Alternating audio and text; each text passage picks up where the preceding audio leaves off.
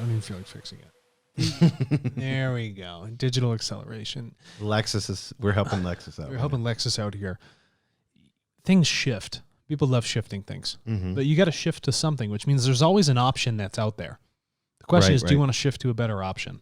And when you look at the pandemic, I think that was a perfect example. And this article talks about this digital acceleration in the time of the coronavirus, especially here in North America, and how changing customer demands, this article talks about, and how it boosts growth. And then how do we as companies, and so give some good news. I think this is really great with the B Corp and some new information on that, so people with TARTLE can understand that. So with us and getting that certification?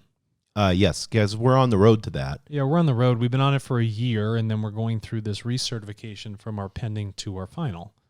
And, through that, you have to prove that your company is in this for the social good, that you are an option that people can shift to, and they can feel good that a third party has come in and vetted you to say, yes, they are doing this for people and the planet first before profit. So that's essentially the third party badge we're looking to have solidified to go along with the that we're brand. we're here for the people. Correct. And when we look at these tech companies, a lot of them may be, in the situation of looking after their employees. And especially Verizon, they talk about this in this article about Verizon Business Group, the telecom company, and understanding how it can have not only worried about outages, cell service outages, but then also how do we take care of the well-being of our employees, and how do we care for them in this new environment where they're working from home? Can I ask you something? Offices don't bring a lot of well-being. No, they don't. It's just this weird, non-coherent energy box, typically in a high-rise, and all these people are bringing all their attitudes in, good or bad, and they're all mixing together doing their work. Well, plus you have childcare, you have office equipment, you have leasing space. I mean, the list goes on and on. So, like, you're asking how you care for them in their own home? Well, they're in their own home. Yes. They know how to care for themselves.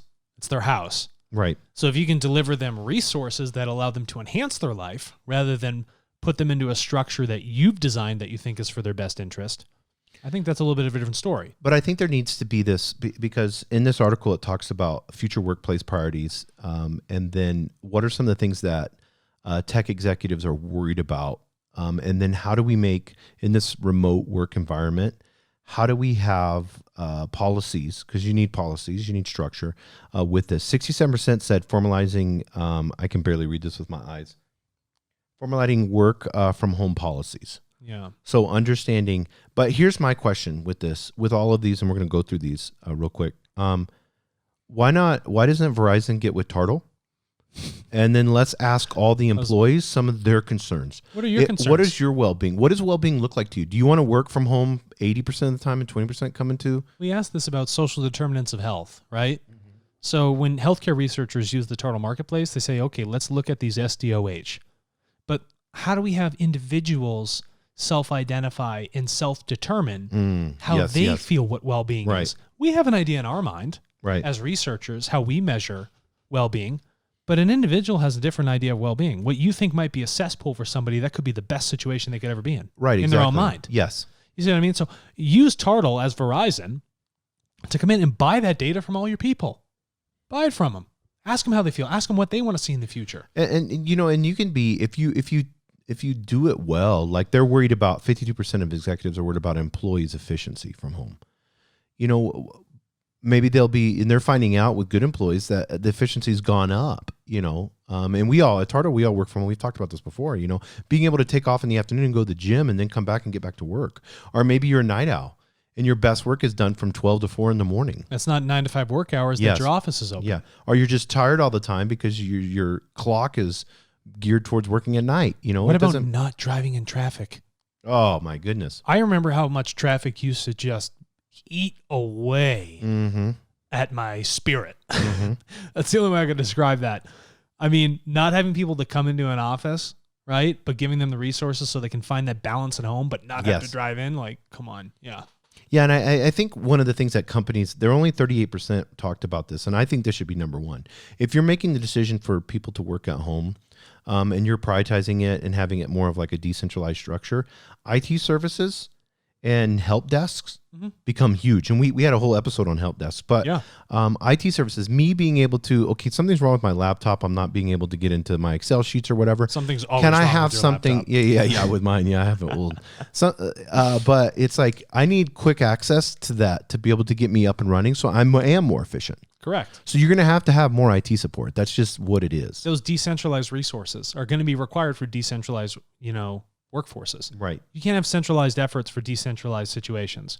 That's so good. Say that again. You can't have centralized efforts for decentralized situations. Doesn't work. Can't work. General Stanley McChrystal, team of teams, completely decentralized. Yes. The military use it for certain efficiencies. I mean, your business can also learn a couple things from that. Just because it's military doesn't mean it has to be negatively oriented. You could positively orient these things, and that could be quite beneficial for you. But the real stance here is if a leader of a company like Verizon or what have you, if you really want to make a decision for these work-at-home policies, don't you be the all, end-all, be-all, say-all. Ask the employees what that policy should look like at home, and then meet them in the middle. Ask your IT support people, how can we better facilitate this? You have so many huge divisions. These large corporations have so many huge divisions of people that specialize, and they work for you. They're your employee. Find out what's important to them. They work with you. Yes. Yeah. Not for you. It's supposed to work with you.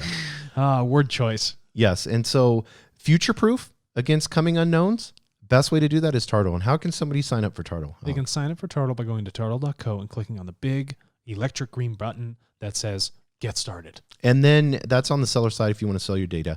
What if you're Verizon and you want to pool your IT people or pool your employees? How can they do that? Oh, we appropriate the same process. So what you would do is you go on there and you would sign up as a buyer through an albeit quite similar workflow. And then you would send an email out to all the people in your company, say, hey, sign up on TARTLE. We want to buy your data from you. We want to buy your thoughts from you. We want to ethically source it from our employees.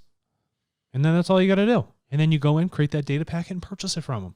And I'm actually quite sure that they'd be more than willing to share that with you. Yeah, and you can also, on the website, what if they wanted, before they sign up, what if they want to contact us? Oh, that's great. 833-243-3282. So 833-BID-DATA.